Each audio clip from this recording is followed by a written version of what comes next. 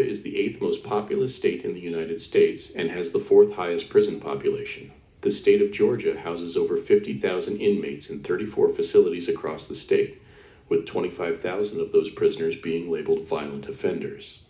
There are also 9,600 inmates currently serving life in prison and over 40 inmates currently on death row awaiting to be executed.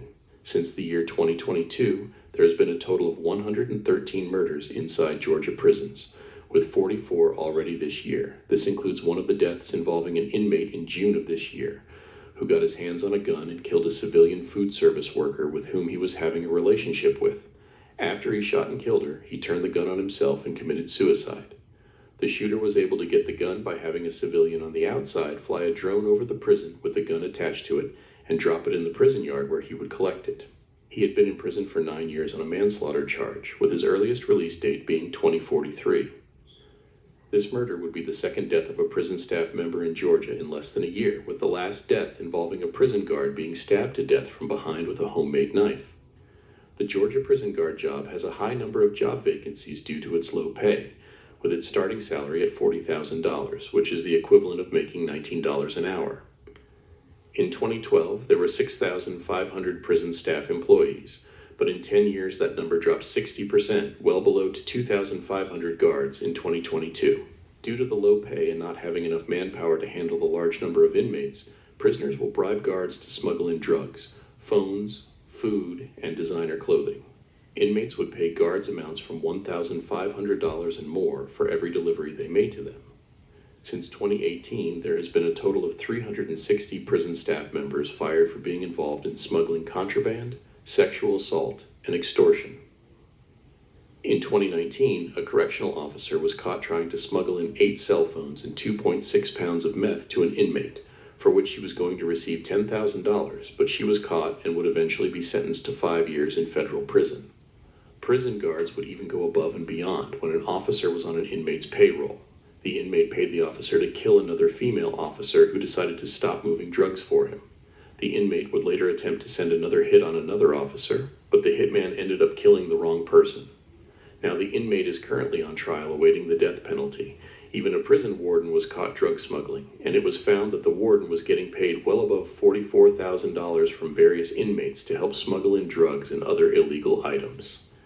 In 2023, prison officials would shake down and search inmate cells, and that year they would find a total of 6,300 cell phones, 1,432 pills, 242 pounds of cocaine, 300 pounds of marijuana, 769 pounds of meth, fentanyl, and heroin, which investigators would calculate the street value to be a total of $4,320,000 worth of contraband seized. The year before, an inmate with access to a cell phone scammed the Charles Schwab Bank out of $11 million, and he would eventually be caught. After he was released from prison, he was arrested by federal authorities and would eventually be sentenced to 11 years in federal prison. The Georgia Department of Corrections would document a total of 15,000 gang members, with the most well-known gangs being 4,700 Bloods, 3,900 Gangster Disciples, and 1,400 Crips. In October of 2024, the federal government Department of Justice would launch a full investigation into the horrific conditions and corruption in the Georgia prison system. Due to the lack of prison staff in 2021, there were a total of 702 sexual abuse acts against inmates in Georgia, with most of these victims being a part of the LGBT community. Gangs that run housing units often target LGBT inmates with physical violence to force them out of the gang's housing unit.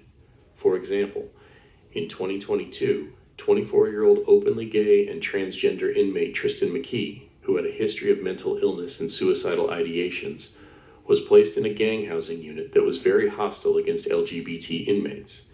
He was attacked and beaten by Bloods and Gangster Disciples, and while he tried to run and escape, he was stabbed 12 times, including being stabbed in his eye, and prison guards would respond 45 minutes later. Hours later, he was pronounced dead. The day before his death, he told prison guards that he needed help leaving his housing unit because he felt that his life was in danger, but the guards ignored him. At the time of his death, Tristan only had 1 more year in prison left until he was eligible to come home. And tortures are very frequent in Georgia prisons. For example, in August of 2020, An inmate passed a note to an officer stating that the inmate in the cell next to him kept screaming for help. So when the officer opened the cell next door, the officer found an inmate who had been held and tortured for almost 4 days. He had been injured in his eye and he suffered a traumatic brain injury. He was airlifted to an outside hospital where he would later survive. Another incident in that same month involved an inmate who dug a hole in the wall into another man's cell, where the inmate would slide his way into the other man's cell, beat him, and rape him. A female officer would find the victim hidden under his bed with his head bleeding. He was hospitalized for head trauma requiring 26 staples and was treated for rib fractures and fractures to his fingers. An even worse story is when in 2022, 18-year-old inmate Jacob Daniels was attacked by 3 individuals who broke his wrist and his feet and stuffed fillings from inside a cut-up mattress in his mouth, stabbed him in the throat with an ink pen, and cut his wrists with glass from a broken light bulb. The attackers, Cody Brock and James Collins, were charged with malice murder, aggravated assault, and false imprisonment. But also prison guards have been known to secretly work with gangs in prison and being on their payroll and sometimes play a part in the role of an inmate's death. For example, in September of 2022 at Phillips State Prison, 3 Blood gang members, including one of them, 19-year-old Malik McBride, planned to run into a rival Crip member's cell to kill him. The Bloods told the prison guard that was on duty at the time their plans, and the guard agreed, so the prison guard unlocked the Crip gang member's prison cell and walked away. Shortly after, the 3 Bloods ran into the Crip cell, but with the Crip gang member being smart and already on point, he was prepared for an attack. The first Blood to enter the cell was Malik McBride, and the attack didn't last long because as soon as they went in, the Crip stabbed Malik in the head and with a fatal stab wound to the heart. The other 2 Bloods ran back to their cells and locked their doors, and Malik attempted to run back to his, but he collapsed before he could make it. After this incident, the Crip was not charged with Malik's death because he admitted it was self-defense, but one of the Blood members was charged with felony murder for his involvement in initiating the attack. When word was spread throughout the Georgia prisons of Malik's death from a rival Crip member, it started a gang war in 3 separate prisons in the state of Georgia.